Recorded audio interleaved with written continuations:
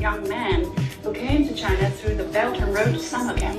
He stayed. He's still pursuing the... Bəli, o mənəm. Orta məktəbdə bəzən zəif nəticələr göstərəndə atam həmişə deyirdi: "Eybi yox, bu ki ölüm deyil. Bu gün olmadısa sabah olacaq. Daha yaxşı nəticə göstərəcəksən." İndi isə Tağı Məmmədov Prezident İlham Əliyevin Pekində Çin telekanalına müsahibəsi zamanı jurnalistin dövlət başçısına haqqında danışdığı həmin o uğurlu tələbədir. Artıq 2 ildən çoxdur ki, Çində yaşayıram və burada təhsil alıram. İlk təhsilimi magistr təhsili olaraq Pekin Texnologiya Universitetində təhsil almışam. İndi hal-hazırda isə doktorantura təhsilimi Jiangsu Universitetində alıram.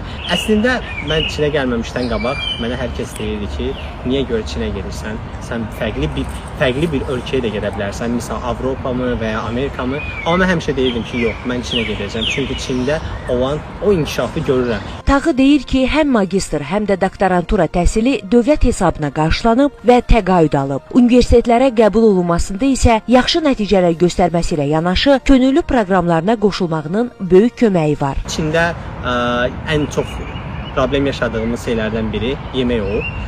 Çünki bildiyiniz kimi Azərbaycan mətbəxi ilə Çin mətbəxi arasında çox fərqlər var. İlk dəfə magistr təhsilimi almağa gəldikdə yeməkdə çox sıxıntılar çəkmişdim və günlər olurdu ki, gün ərzində yalnız bir dəfə yemək yedim. Amma daha sonra vərdiş olduğum mədəniyyət günü üçün də iki dostum ilə birlikdə dolma hazırlamışdıq. Tağı Məmmədov hazırda təhsil aldığı universitetin ən gənc doktorantıdır.